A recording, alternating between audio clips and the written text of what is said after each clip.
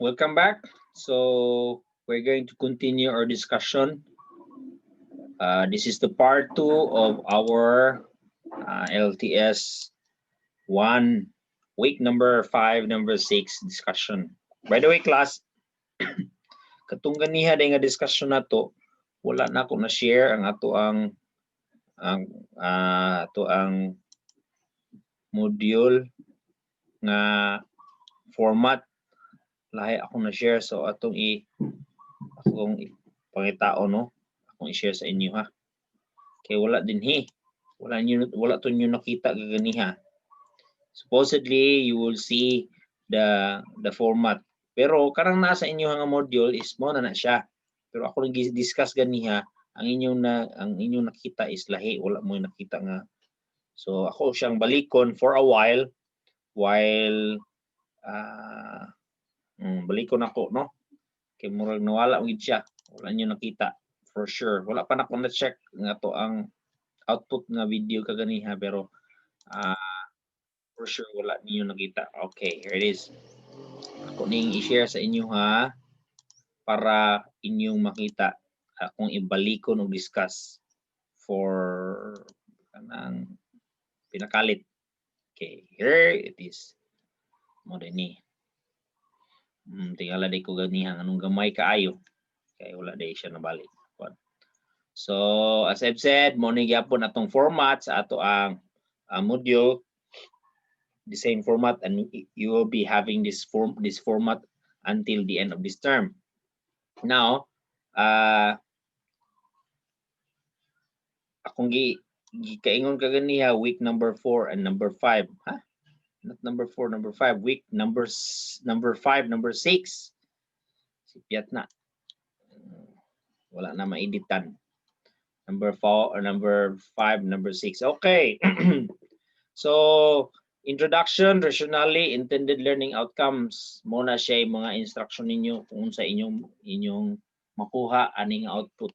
Dayon activity, as I said earlier, dili na siya gikinahanglan nga inyohang i-pasa. Inyo lang nang himuon. Pero usahay, sometimes I would ask you to do the activity and then inyohang ipasa as a module output. But this time I will make sure, because I know already nga lisod para sa inyo ha mo i-comprehend ang ato ang uban, no, maglisod og comprehend. So ako siyang i-clear as like this module output number 5 and 6. Module 5 and 6, week 5 and 6, you don't need to pass the activity, but you need to do. So you're going to read the reading materials. If you have good internet, you can read the ebook para inyo masabtan on what is the leadership. Then you're going to watch this video. As I've said, wala na ko na-edit. LTS week 1 pa na siya. But ang video is entitled Leadership. The video that we have is Leadership, and it will be part 1, part 2. Discussion. Kaning discussion, as I've said earlier, no need to pass. Put it and write it in your notebook.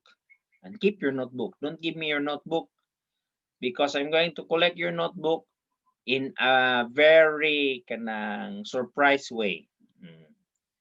I-collect niya ko ninyong notebook in a surprise way. Ngayon siguro ko, picture ang inyong notebook, karon na dayon. Pasa, taman alas 4. I-send pa, picture. I-send sa ako. But pasabot, wala na may time nga, mangupya pa. Kay, part na siya sa ato ang grading system. Part na siya being an intent teacher.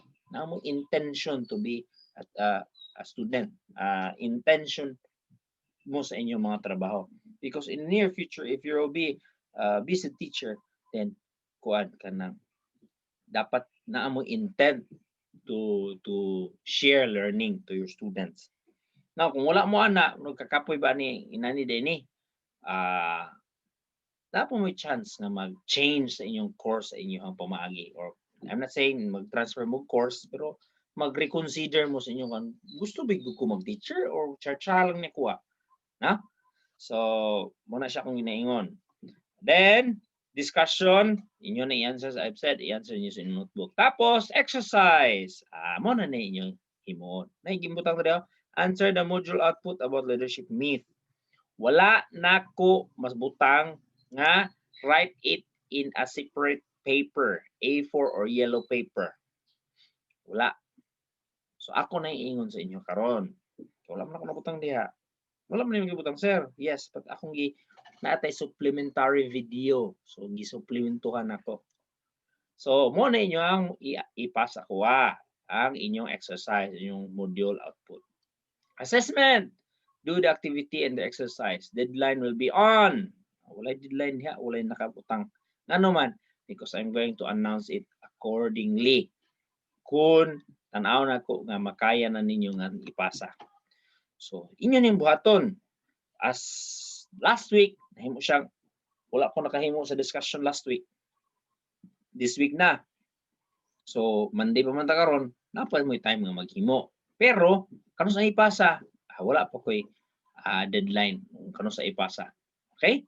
So, assessment, inyo na siyang trabahoon. Okay. Then we have a reflection. Ipasa ning reflection, sir. As I've said, put it in your notebook. In your notebook, ipasa? Not yet. Okay. So, muna siya no. Muna itong module output. Muna inyo ipasa. As I've said again, balik-balikon, mga palangga, mga undoy, mga inday. Module output, week 4 ni siya ha. Pero it covers week 5. Dili mo gud siya dapat week 4. Kasi may naghimo ani.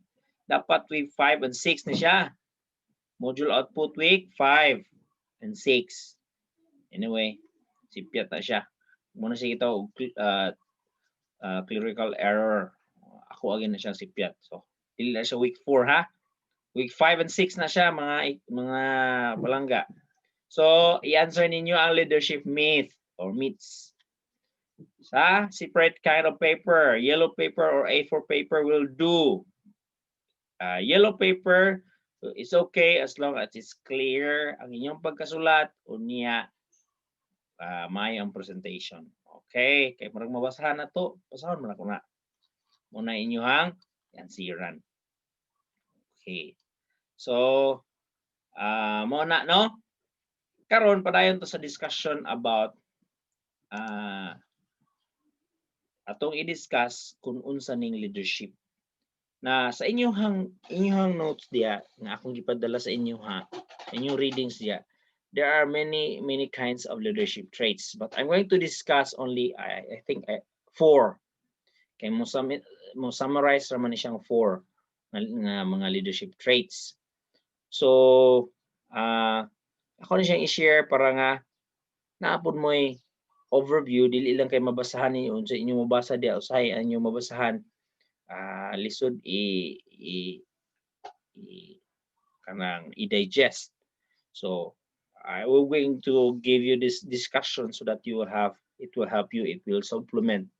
Siguro akong discussion pod medyo lisod-lisod pod i-digest, but at least naa siya na kay option ay makatabang. Naa jud ko gibuhat nga inyong magtutudlo as your teacher and para nga maka-reach out yun sa inyo okay? Not all of your instructor is doing this, but I'm not proud of myself, but we're doing this so that it will be sure nga maabot na mo makakuha mo sa inyo unsay angay ninyo makuha as a student. Okay. So here we go. Leadership style. Okay, leadership style.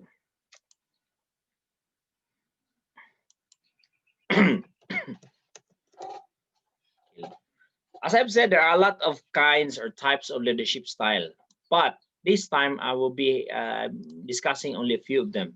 Nandun na visionary, directional, strategic, and different authors, different ang ilahang pag-name. Na visionary, lahi po ang ihang name sa pikas. But in principle, they are all the same. They're all the same, no? So, na mga pamaagi nga kanang na mga pamaagi mga pangalan nga lahi-lahi pero naa sila ang ilang content is parehara. So, As I've said earlier, I will be discussing only 4. Aron ninyo masabtan why we need, by the way, why we need to have leadership, why we need to discuss leadership in NSTP, National Service Training Service Program, National Service Training Program. Why we need to have leadership? Because in our world today, especially in our modern Philippines, we need good leaders. So it's best for students to know what type of leadership. So you will decide when you will soon be leaders, what will be your what style you are going to use in a certain situation. What you are going to use, what style, what type of leadership style you are going to use in a certain place, in a certain situation, in a certain circumstances. So we're going to discuss 4, which is very basic, kaning 4. So inyo ning masabtan ning 4, masabtan ninyo ang kinatabukan inyong kuan. And you are going to check yourself kung what type of leader will be you. Will be ikaw. Where will you be? What type of leader soon? Okay. All right. According to ang author gid ani si Kurt Lewin, nag-identify siya og 3 different styles of leadership. 3 ready any, di 4. Wala to na pilang usa. 3 different styles of leadership. Ang primero dinhi is autocratic or bossy. Kana bang style nga demand, we need to do this and this and that and that, do this.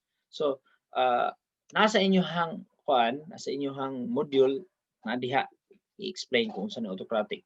Then sunod, democratic, where ideas are shared. Laissez-faire, workers are allowed to do what they want. Muna siyang 3. So muna siya yung mga different types. So according to picture, ambot og makomprehend mo, masabtan mo nato ning picture kay bisig ako maglisod mo kani. Mo din leadership, autocratic, bossy. Ang boss ra gyud magsigig. Sige og kuan. Sige og yaw-yaw. Mo na itong buhaton na. Ang democratic, share ang ideas sa inyo ikaingon. Dayon, ang laissez-faire, hatagaan og freedom ang mga trabahante kung sa ilang gustong imon. Karon panahon na, kapoy man ko, dili sa kong trabaho, tulog sa ko. Mo siguro na sa laissez-faire, no? Sa atong diskussan siya by one by one. By the way, I said 4 a while ago kay naamang guna siya paternal. Kaupat ang paternal. Ang paternal is kanabang pamaagi sa amahan towards sa mga anak. So munay paternal. So in paternal, you are going to learn a lot of things and you have to do as part sa usa ka family, big family, if you're working in a certain organization. Karon as I've said, kaning tulo mo na siya principles ng gipangkuha sa uban, gipanganan na dayon unya sa uban nga mga readings, especially sa inyong ebook. Sa ebook na akong gi-share diha nga naa sa link. Na-link diha kung yun na-click, naidaghan dito nga styles. Okay? Naidaghan dito nga styles. But as I've said, we're going to discuss only this few 3. So atong tagsa-tagsahon. So first, leadership style is, according to Kurt Lewin, set out to identify different styles of leadership. Autocratic. Authoritarian leaders make decisions independently with little or no input from the rest of the group. So no input at all. Very little. So very good ni siya nga style if kanang limited ang time bitaw. For example, i-group ta mo into one group. Group of 5. Unya mayon ko nga, okay, in 1 hour you are going to produce this output. So ang leader diha, dili na siya magingon nga sa atong buhaton mo na itong kay 1 hour man ang gihatag sa inyo ha. Ang leader diha, kung na siya idea, sige, let's do this one, mo na itong buhaton, muna. So muna siya situational. Kung ang situation is nag-call siyang inana, So kinahanglan siya autocratic. Maayo ang autocratic, especially og dinalian niya urgency ba. Kanang urgent ang ato ang output kinahanglan urgent. So most likely makita ni siya sa mga bossy, mga boss. Tag-iya sa mga businesses, dili na sila gusto nga kanang nakuan. Gusto nila buhaton nila ilang kuan is more gina mabuhat ra gyud. Diretso. Sundalo nga style. Don't ask how or don't ask why. Do it, di ba? So mo na siya. Pero maayo ni siya kung gusto og kanang dinalian nga output. Maayo ni siya autocratic. Dayon, sa akong ikaingon niya, best ni siya applied to situations where there's a little time for group decision making. Gamay lagi kayang ng time. Dayon, leader is the most knowledgeable member of the group. Kung ikaw leader, ikaw ang most kabalo, katong uban mo sunod-sunod lang to sa imo, you can make the decision. Pero mo lagi na kung giingon kay ganiha, na disadvantages. Makita diha sa inyong module na diha disadvantages of an autocratic leader. Usa na nga mahimong disadvantage is there's no learning or there's no kanang improvement sa mga members. Sige ra man na sila sunod. Sige sila okay. Sige adto kwanto mo ni himo na to. Okay. Okay ra gina sila. So walay learning. Dili ka learn, dili ka mo improve. So in the other hand, in a good way, authoritarian leadership is best if the timeline ba is very limited and gamay ra. Hope na sabta no. Sunod, democratic. Democratic mo na sa ato ang ginasunod sa Pilipinas no, ang atong leadership style sa government. Democratic leaders offer guidance to group members, but they also participate in the group and allow input from other group members. So, collective. Sa manang collective, mag-collect kag idea from your, if I am the leader, mag-collect ko idea from different members nako. Yes sir, okay, imong mga members wala idea. That means nga pag ana nimo, collect ko idea unsa may inyo ikaingon. Wala may idea na sir, wala may idea na. Okay, akong idea mo ni. You can use autocratic in a very good way. So mix, no? Dayon, naingon dinhi, participative leaders encourage group members to participate but retain the final say over decision-making process. So, kinahanglan ng participation. Ikaw, talpulan na, unsa may ikaingon nimo, magkuanta, natay himuon nga mo ni, multi-project ani. Si talpulan na, moingon nga mo ni. May po na yung mga idea. Ikaw talpulan no. Ikaw, kuan, sa man mo ha. Okay, may ito yung idea. Salamat. So, ang leader na dayon, nga democratic leader, muna din siya mo decision kung sa itong himon. So, okay, based sa inyo akong nadunggan sa inyo ani, akong gikuha ang gamay nga idea ni Talpulana, ni Talpulano, ni Mr. So-and-so, akong gikuhan atong tipuon, akong na-desisyonan mo ni ang atong himuon. See? That is democratic. So, ganahan mi ana sir. So, kung naan tatay time sa classroom, I would like you to exercise this one. Kung saan pag-participate o kung saan pagkuhan. Ako yung mga activities ani pero unfortunately, naman mo diha, naman ko dinhi, so pangita mo pamaagi. Now, I would suggest, if you will be soon teaching in STP 1, and you will be soon teaching, and you will be a teacher, you will be teaching leadership. Pangita mo kung mga activities nga would promote leadership. No?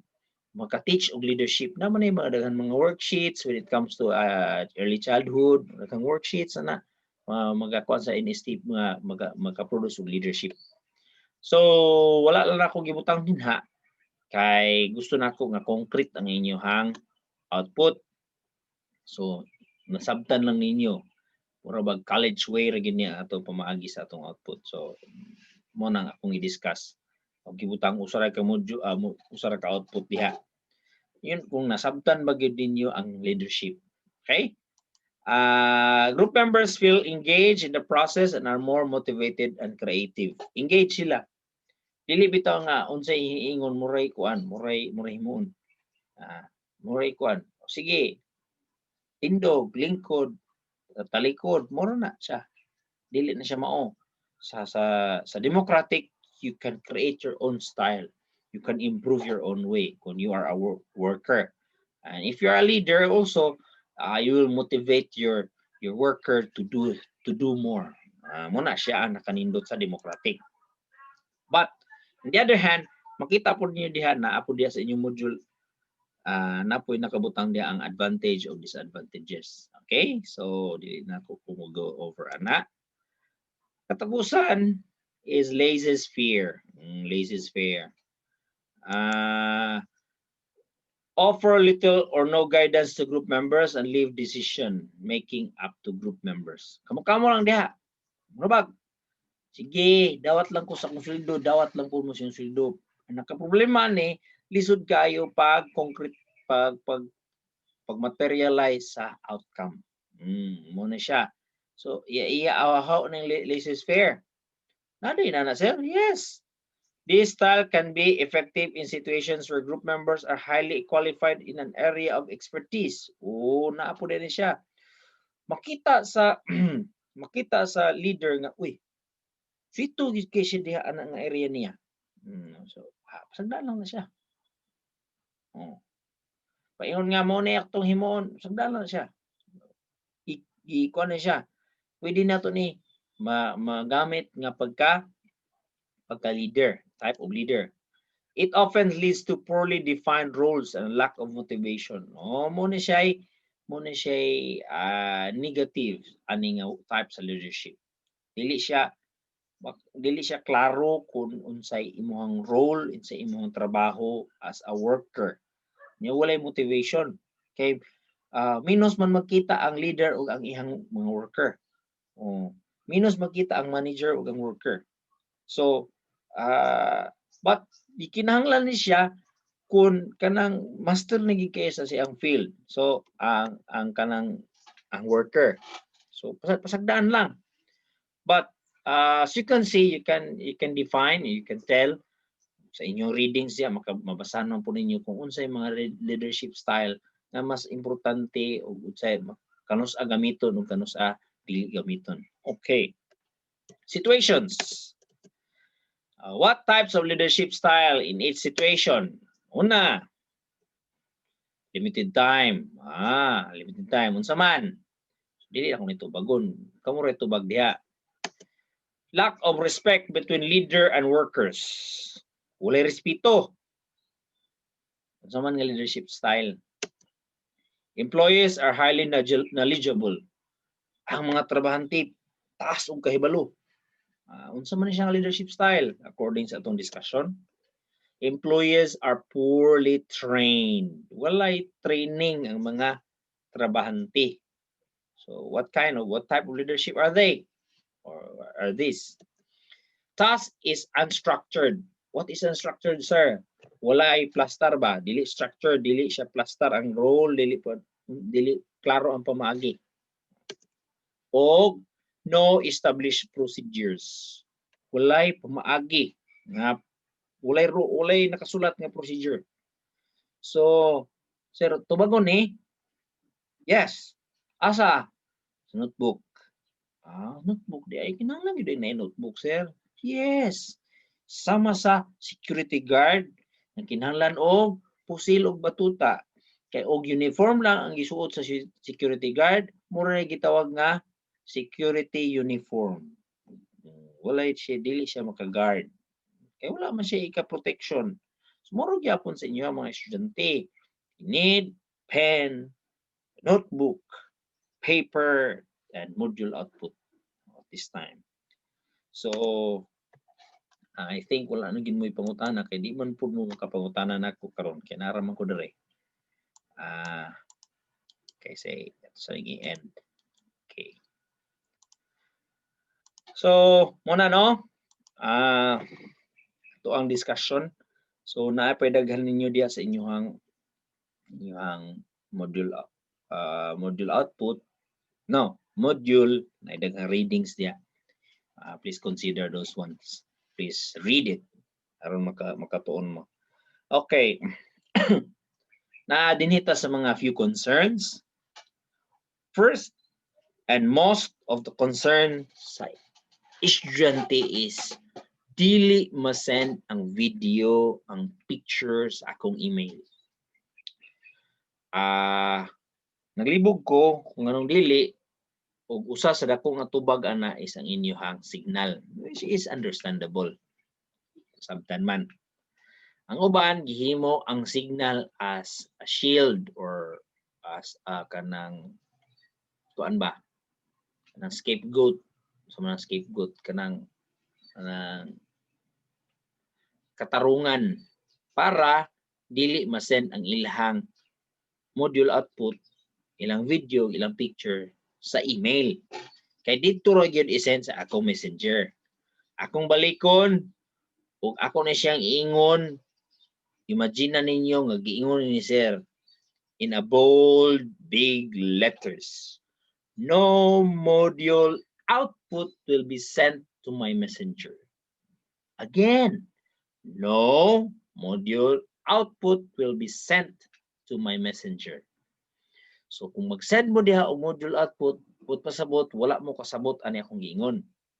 Wala siguro mo kakita sa akong video. So usaray may tabo ana, either i-ignore ta mo or i-block ta mo sa ako ang messenger. Ano man, wala man mo nakabalo.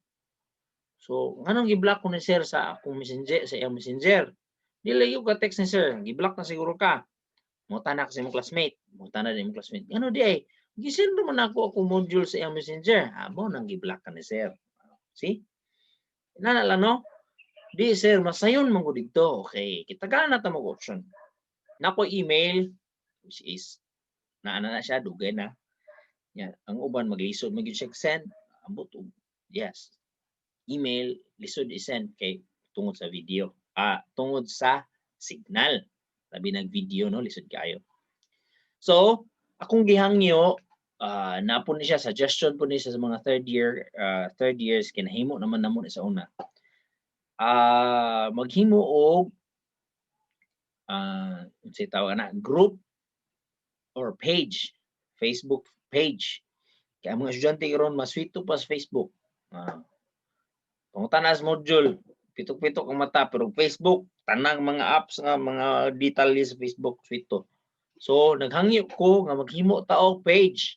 Didto ninyo ibutang ang inyong output, pictures or video.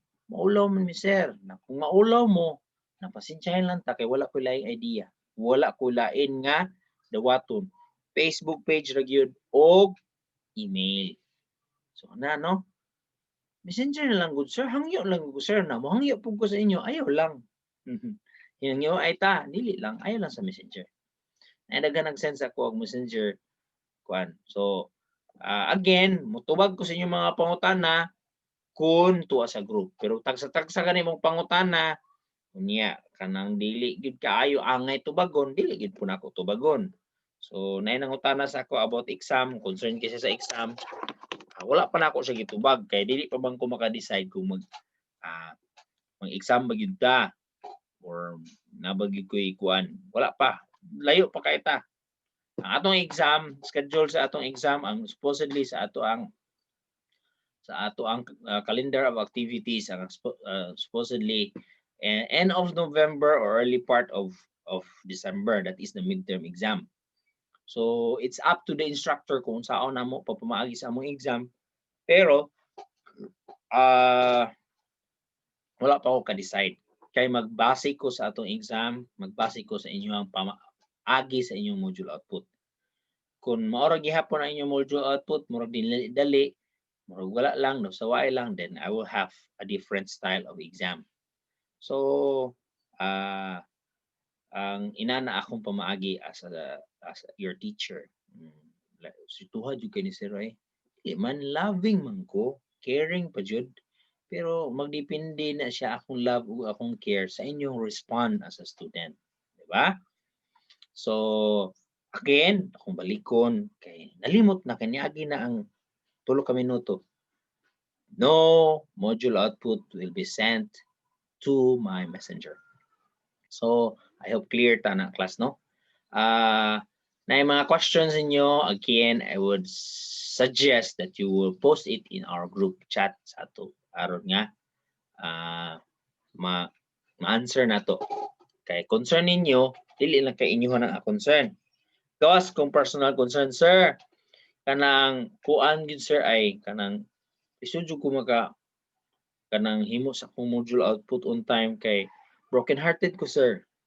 Kana pwede na ninyo i-message ako pero ayaw lang pud og siguro og i-message na kaayo ng mga personal na kaayo nga mga kuan. Nay mga hangyo nga sir, malate ko og mudan kay mo ni na koy mga problema mo ni mo na pwede na siya pero ayaw gyud pud og sobra na pud kayo nga mag-share na gid mo tanan sa kuha.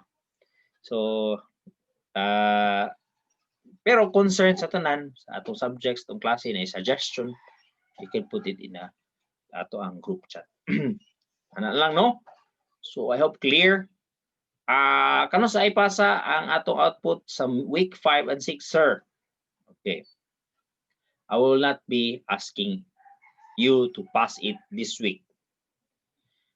As I recall, I think in the month of November, you will only have 2 or 3 module output. So do it the entire month. Dito na ako na pangayoon sa last week. Kanang before bitaw mo maghatag sa kuha og kanang hard copy. Oh. Pero mangayo gyapon ko og hard copy o soft copy. But pasabot magpa-send gyapon ko sa email. Ngano man para makita gyud nako nga nagtrabaho mo. Either in the third week dungan sa module output 7 and 8 or week number 7 or week number 8 idungan nyo og send. Kinahanglan ni siya hard copy, i-send ninyo sa kuha dito sa office or kaon sa secretaries or staff sa BSED, kaon din niya sa inyong barangay. Inyo na i-send sa kuha, lahi buto inyo i-picturean kay i-send sa akong email or sa atong Facebook page. Kay kikinahanglan na naadjud updated mo. So if you can send it now, as early as now, this week number 5 and 6, much better. Ma-check na ako na siya earlier. The earlier, the better. Pero wala ko nag-ingon kanus-a. Most likely, the third week will be the third week is next week naman. Maybe next Monday or next Sunday, kung dili wala ko lakaw sa Sunday. Siguro this coming Friday na nakoy discussion for week number 5, number 6 and 7, number 7 and 8. So mausa na siya until mahuman na siya tanan na kung discuss, pwede na ako siya ibutang okay mo ni ato ang deadline sa atong module output. So dili pa karon, wala pa ko nag-set og date ha. Unya sa hapon o sa gabi og maabag ka na mag-message dayon, sir kano sa ipasa. Wala pa ko nang ingon. Pero himuon na ninyo karon. Kung nanami time karon na, ayo na siya unya-unya. Okay? So I hope clear na tano. To close class, I would like to give you this encouragement. To be a better person and to be a better citizen, you need to be better to yourself. You need to be responsible to yourself. And the change that we wanted to have for the future, for the community, for the family, will start within us. So we need to change within us. We need to be responsible, and we need to be a good citizen in our own way. God bless us all, and see you next time. Bye.